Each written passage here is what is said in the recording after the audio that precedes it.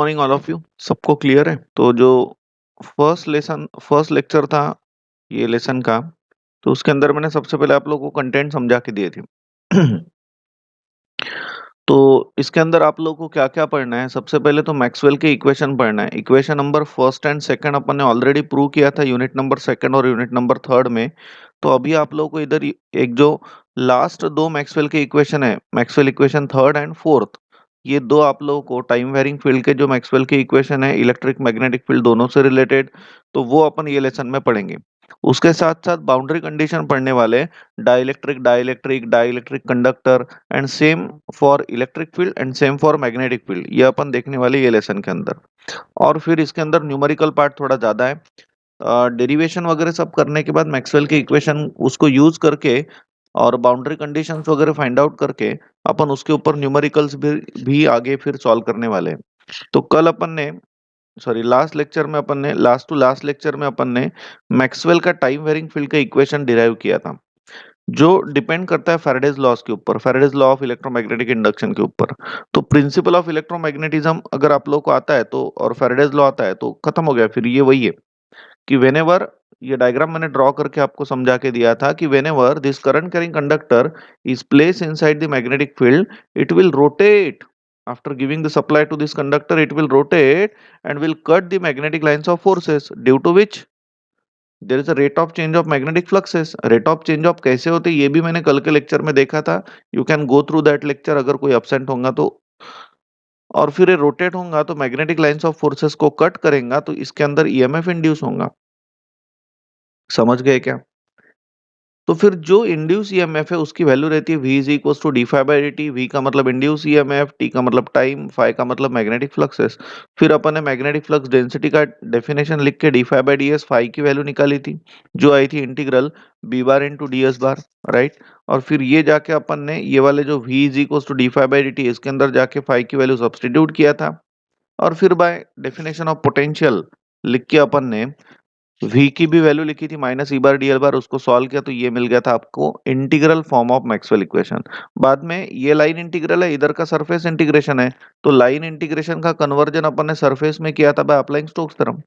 Stokes theorem apply किया था तो आपको एक डिफरेंशियल फॉर्म जिसको बोलेंगे या पॉइंट फॉर्म जिसको बोलेंगे, किसका? मैक्सवेल का, तो मिल गया आपको। This is the third equation. ये सारे इक्वेशन जो है ना, ये आपके लर्न चाहिए एकदम by heartly. Del bar cross c bar equals to minus del del t of b bar, this is Maxwell third equation. तो ये देखा था। फिर इसके बाद के नेक्स्ट लेक्चर में अपन ने बाउंड्री कंडीशन देखी थी बिटवीन डाइलेक्ट्रिक डाइलेक्ट्रिक इंटरफेस। तो जैसे कि ये डाइलेक्ट्रिक मीडियम वन है, ये डाइलेक्ट्रिक मीडियम टू है, separated by this y axis, यानी बाउंड्री कंडीशन होगी एक्स इक्वल्स टू जीरो, बराबर है। फिर इसमें अपन ने बोला था कि epsilon r one epsilon r two be the permittivities of two medium E1 and E2 be the electric field intensity of this two medium, है ना। then EX1 EY1 EX2 and EY2 be the normal and tangential components. Are you understanding? Normal and tangential component of electric field intensity with respect to what? Region 1 and region 2, with respect to the boundary in region 1 region 2। समझ रहे ना आप लोग? तो ये सब कुछ apply किया था, मैक्सवेल का इक्वेशन लिखा था और बाउंड्री कंडीशन अपन ने निकाल ली थी। तो पहली बाउंड्री कंडीशन आई थी EY1 इक्वल्स टू EY2। इसको ही आप लोग ET1 इक्वल्स टू ET2 ऐसा भी लिख सकते हो। समझ गए कि यहाँ तक? तो यहाँ पे ये क्लियर हो गया कि at the boundary between two different dielectric medium, जो भी tangential component of electric field intensity है, it plays a very important role. समझ गए क्या? They are continuous. किसी को कोई प्रॉब्लम है यहाँ तक? नहीं है ना? चलो आगे बढ़ते हैं। अब अपन देखते हैं, इसको एक्चुअली मैंने कंटिन्यू करना चाहिए तो अभी चलो ठीक है, नेक्स्ट पेज पे लिखता हूँ। Boundary condition for dielectric dielectric interface for electric flux density.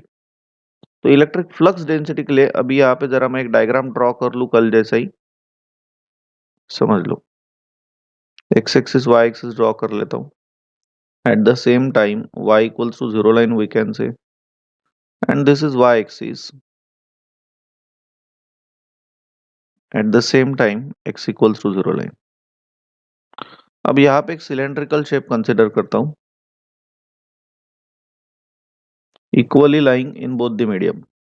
तो ये एक सिलेंडर कंसिडर किया,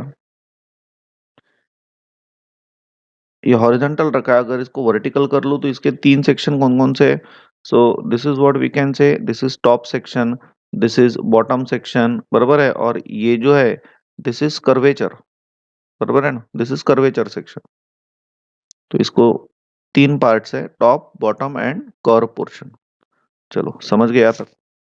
अभी ध्यान दीजिए, तो ये हो गया आप लोगों का रीजन वन, रीजन वन, और ये हो गया आपका कौन, रीजन टू, रीजन टू। तो यहाँ पे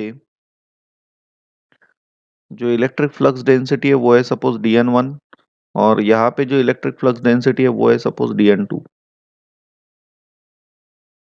राइट। ये रीजन की जो परमिटिविटी है वो है εr1, और इसकी है सपोज εr2।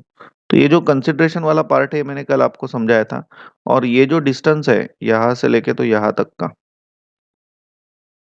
ये डिस्टेंस कल मैंने आप लोगों को समझाया था, ये डिस्टेंस को अपन क्या बोलते हैं, डेल्टा एक्स डिस्टेंस बोलते हैं। और फिर इसको बीच में से अगर डिवाइड करूँ यहाँ से तो डेल्टा x/2 और डेल्टा x/2 उधर, है ना। तो यहाँ तक आपको क्लियर है सब। तो चलो अब इसको जरा लिख लेते हैं अपन, जो अभी अभी मैंने डायग्राम ड्रॉ किया, ये डायग्राम को एक्सप्लेन करते हैं, तो समझ लीजिए बराबर। So I am writing here, consider, consider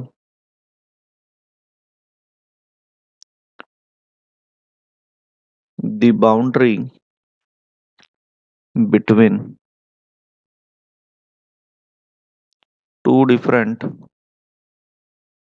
consider the boundary between two different dielectric medium, two different. So consider the boundary between two different dielectric medium with permittivity epsilon r1 and epsilon r2, right. अब यहाँ पे अपन ने last इसमें rectangular एक section consider किया था, और यहाँ पे सिलेंड्रिकल कंसिडर किया, right. So I am writing here, consider cylindrical box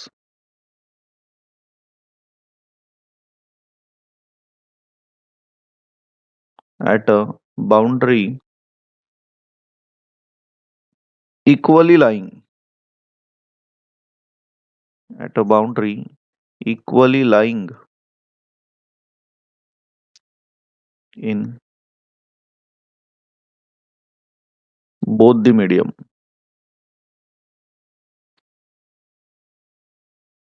समझ गए, है ना। ऐसा बोल सकते हो, with dimension as shown above, with dimensions as shown. समझ गए फिर सब लोग, यहाँ तक आगे बढ़ते हैं। सो लेट एक अज्यूम करता हूं कि let q be the charge, q be the charge enclosed inside a cylindrical box,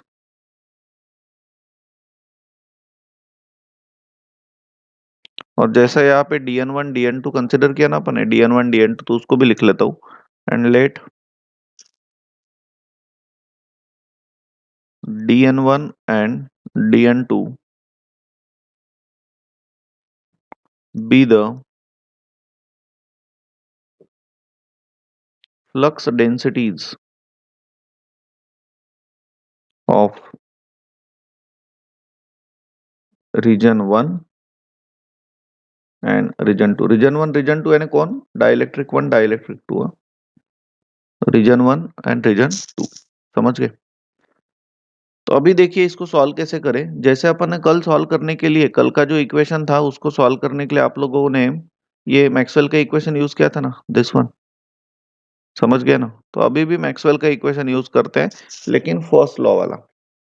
so by by integral form of, by integral form of Maxwell's first equation. Maxwell first equation क्या था, del bar dot d bar equals to rho v, ये था, याद होगा तो। अरे ये था तो इसका इंटीग्रल फॉर्म, गॉस लॉ पढ़ा था ना अपन ने, तो इसका integral form, can anyone tell me कैसा था?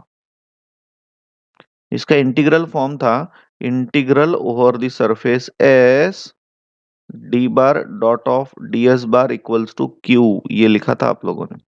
इसको प्रूव कैसे किया था? इसका थ्योरम कैसा था गॉस लॉ, कि total amount of electric flux enclosed inside the closed surface is equals to total amount of electric charge enclosed inside the closed surface, ये था ना? हाँ। Now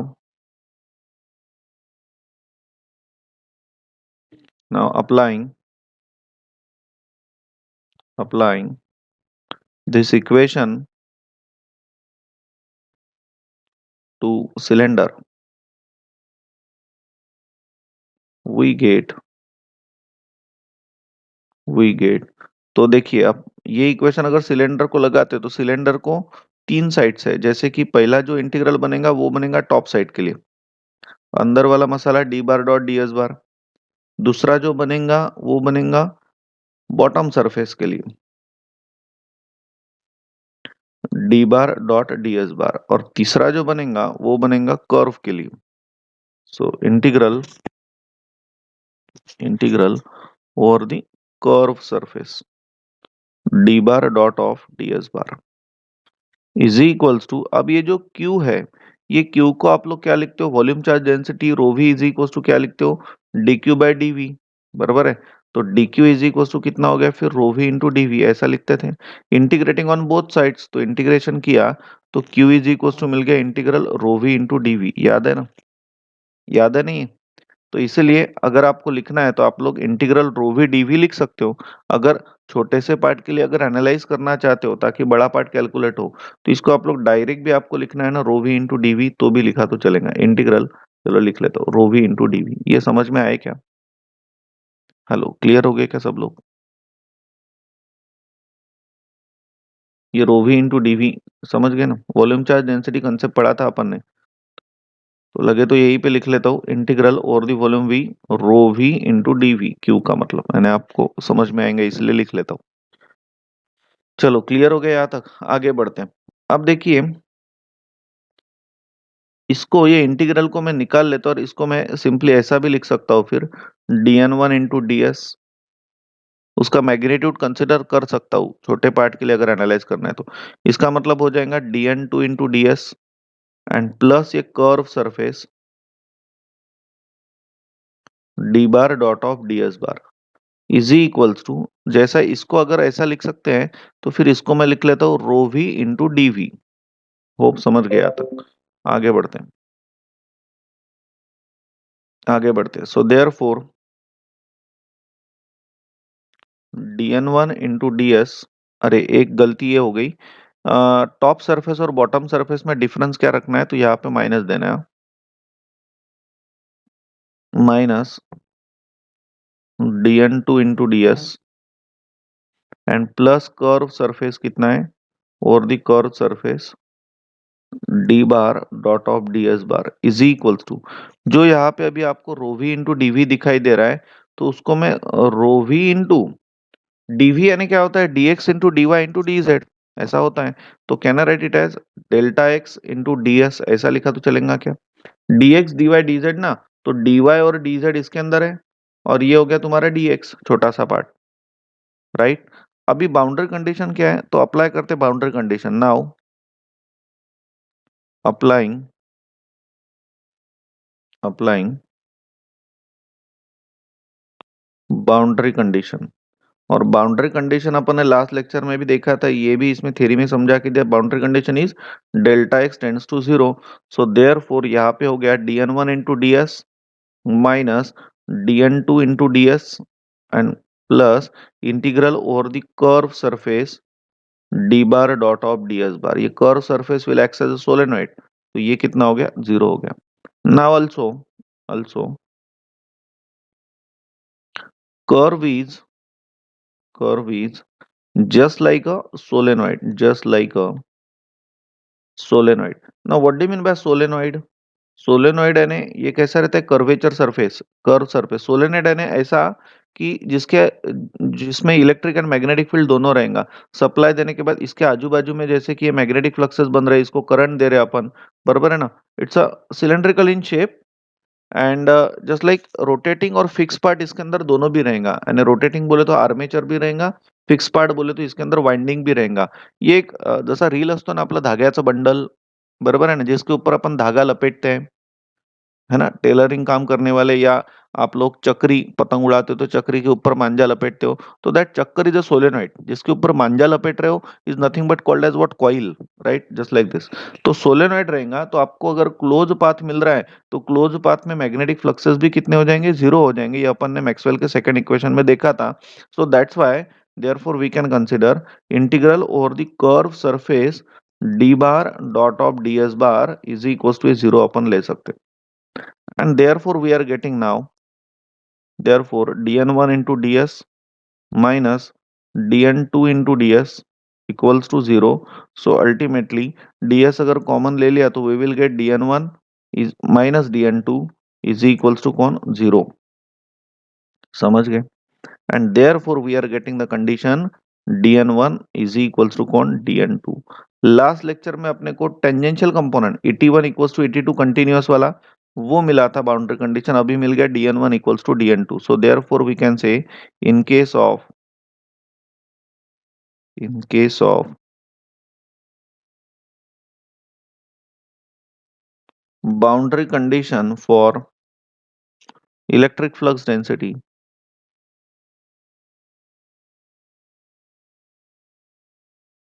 electric flux density, normal component of normal component of flux density are continuous। तो hope आपको ये समझ में आ गया। तो ये अपन ने लास्ट लेक्चर में ही ले लेना चाहिए था, लेकिन ठीक है, नो प्रॉब्लम।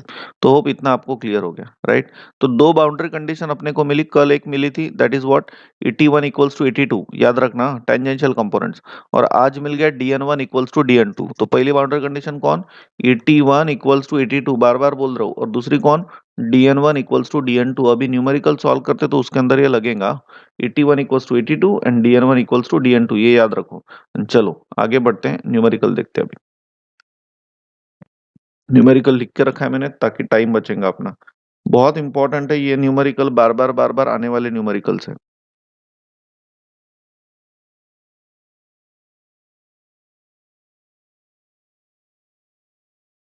चलो समझ लो। सो फर्स्ट न्यूमेरिकल क्लियर है सबको। हम्म, चलो ध्यान दो। क्या बोला है, क्वेश्चन रीड आउट करो सबसे पहले। कोई तो भी एक आधा बंदा क्वेश्चन रीड आउट करो तो। हाँ सुजल, क्वेश्चन पढ़ तो। Yes, sir. If an electric field intensity vector, is incident at a boundary between two different dielectric medium हाँ with जस्ट तो permittivity, epsilon R1 and epsilon R2। तो जैसे कि ये सपोज बाउंड्री है, ऐसा अज्यूम करते हैं, डायग्राम अपन निकाल रहे हैं। ये सपोज बाउंड्री है, एक वाई एक्सिस भी निकाल ही लेता हूँ फिर।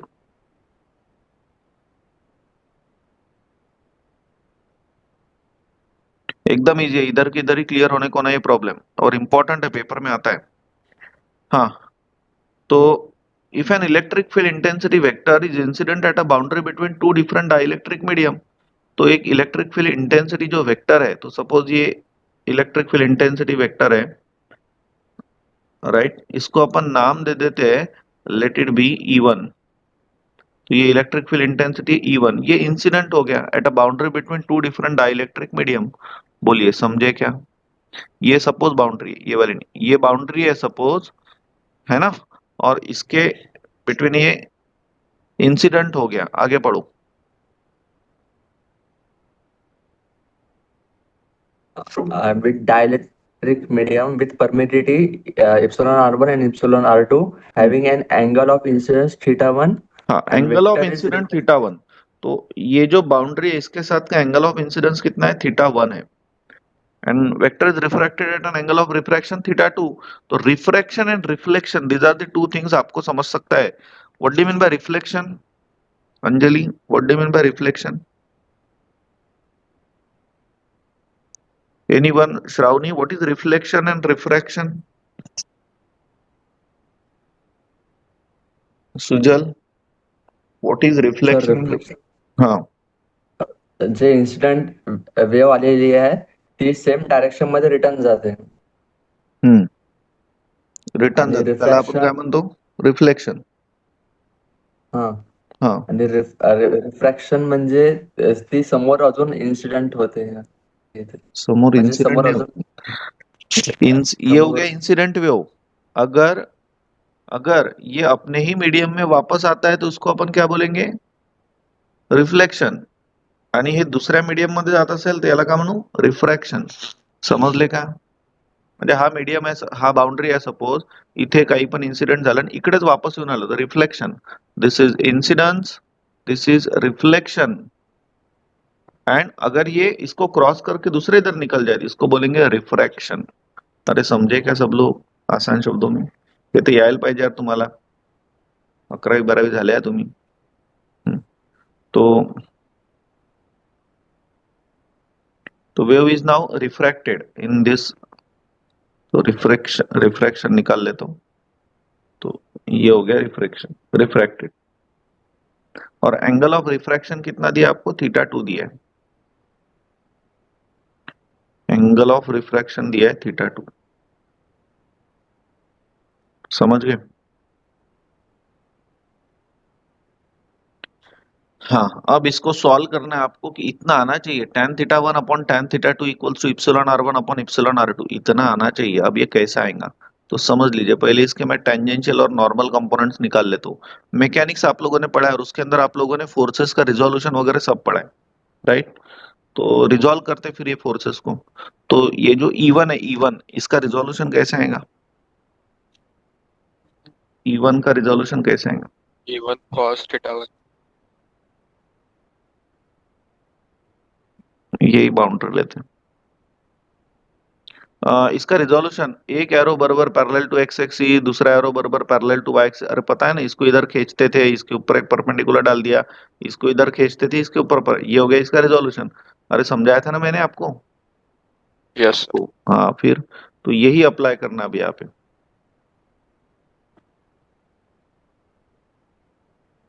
रिजोल्यूशन गलत ही नहीं होता. तो एक एक इधर है और एक इधर है, तो इसको इधर ना निकालते हुए can I right like this way. तो ये हो गया आप लोगों के लिए ये वाला, और ये हो गया ये वाला. चलेगा ना ऐसा भी ड्रॉ किया तो अब थीटा के अपोजिट साइड के साथ कौन जुड़ता है? साइन जुड़ता है, साइन. और एडजेसेंट साइड के साथ कॉस जुड़ता है. तो इसलिए ये अपोजिट वाला हो गया, तो ये हो गया कौन? E1 sine theta 1. और ये हो गया कौन?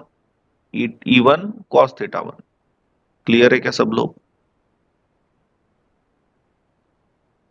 समझ गए ना कैसा आया? तो अब इधर का यानी ये वाला सेकंड नाउ, एक arrow parallel to x axis, दूसरा पैरेलल टू वाई एक्सिस. इसको इधर खींच लिया, इसके ऊपर परपेंडिकुलर, इसको इधर खींच लिया, इसके ऊपर ऐसा हो गया रिजोल्यूशन. तो इंस्टेड ऑफ ड्राइंग दिस, इसको मैं ऐसा ड्रॉ करता हूं तो चलेगा ना. एक इधर वाला कंपोनेंट और एक ऐसा नीचे जाने वाला. थीटा के अपोजिट साइड के साथ कौन जुड़ता है? साइन जुड़ता है ना. Sin. और एडजेसेंट साइड के साथ कॉस. तो ये एडजेसेंट साइड होगी तो ये कौन होगी? कॉस हो गई. So that's why we can write it as what is this? It is E2 cos theta 2. और ये हो गया फिर कौन? E2 sin theta 2. क्लियर है क्या सब लोग? कैसा कैसा आया? तो क्लियर हो गया ना यहाँ तक?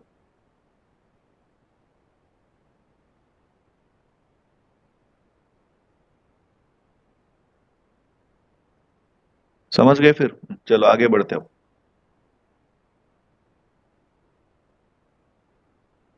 हाँ, अब अपने पास दो बाउंड्री कंडीशन है. पहिली बाउंड्री कंडीशन कोणती आहे Sujal? What is the first boundary condition? बोलिए. पहली बाउंड्री कंडीशन क्या है? ET1 equals to ET2. Very good. So by boundary condition, by boundary condition बोलिए, पहली बाउंड्री कंडीशन है ET1 equals to ET2, right. तो कैन आई राइट ET1 है tangential component, तो टेंजेंशियल कंपोनेंट यहाँ पे कौन है, पहला है E1 sin θ1 और दूसरे के लिए कौन है E2 sin θ2। So can I write here E1 sin θ1 equals to E2 sin θ2, ऐसा लिख सकते ना अपन, समझे क्या सब लोग। इसको अपन इक्वेशन नंबर 1 दे देते, क्लियर है सब लोग। Yes, now what is the second boundary condition, DN1 is equals to DN2. dn1 equals to dn2, ऐसा। तो आपको पता है d is equals to epsilon E लिख सकते हैं ना। So in that sense can I write epsilon, तो dn1 है तो ये आएगा कौन, इप्सिलॉन 1 इंटू en1, ऐसा लिख सकते हैं इसको। इसको लिख सकता हूं मैं epsilon 2 into en2, right. So epsilon 1 को मैं ऐसा भी लिख सकता हूँ epsilon 0 into epsilon r1 en1 is equals to epsilon 0 into epsilon r2 into en2, ऐसा लिख सकते हैं। समझ गए सब लोग, आगे बढ़ते हैं।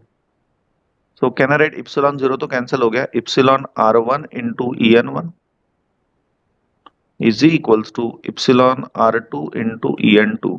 Now what is en1 and en2, जैसा टेंजेंशियल अगर E1 sin θ1 है E2 sin θ, नॉर्मल कौन है, what is normal component, epsilon r1 into, बोलिए, अरे E1 Cos cos theta. θ1 and epsilon r2 into कौन, E2 cos Cos θ2। theta 2.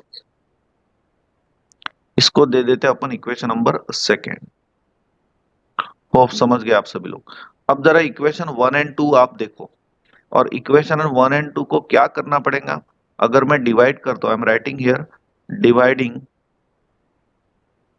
Equation number 1 divided by 2 implies, अगर ऐसा करता हूं तो ये कितना हो जाएगा, ये हो जाएगा लेफ्ट हैंड साइड देखो E1 sin θ1 upon epsilon r1 into E1 into cos θ1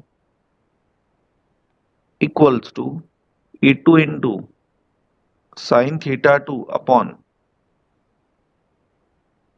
epsilon r2 into E2 into cos θ2। तो यहाँ पे देखिए ये E1 कैंसिल हो गया, E1 cancel, E2 cancel. So what do you mean by sin theta upon cos theta, it is tan θ1 upon epsilon r1 is equals to tan θ2 upon epsilon r2। Clear है क्या सब लोग, hello clear है सब लोग, यहाँ तक समझ गए ना। तो आपको प्रूफ क्या चाहिए, tan θ1 upon tan θ2 equals to epsilon r1 upon epsilon r2, तो चलो मिल गया फिर। सो देयरफॉर tan θ1, इसको नीचे लेके आओ, upon tan θ2 equals to epsilon r1 upon epsilon r2। बोलिए समझ गए क्या, हेलो क्लियर है सब लोग, खत्म हो गया फिर ये। होप आप सब लोग को ये प्रॉब्लम समझ में आ गया, क्लियर है सब लोग, है ना। Hence prove, hence prove. अब इसके जैसे एक और प्रॉब्लम है, तो मुझे लगता है कि वो प्रॉब्लम अपन नेक्स्ट लेक्चर में लेते हैं। एकदम सिमिलर प्रॉब्लम है, इसके जैसा ही है, राइट। तो इतना तो आपको समझ गया, बाउंड्री कंडीशन वगैरह सब याद है, राइट। तो चलो ठीक है, फिर अभी ये लेक्चर में अपन इधर ही रुकते हैं। बाकी का जो नेक्स्ट पोर्शन है, वो अब नेक्स्ट जो लेक्चर है एकदम सिमिलर प्रॉब्लम है जैसा ही अभी सॉल्व किया, वो देखते हैं अपन नेक्स्ट लेक्चर में। तो ठीक है, रुकते हैं यहाँ पे, बाकी लेते हैं नेक्स्ट लेक्चर में।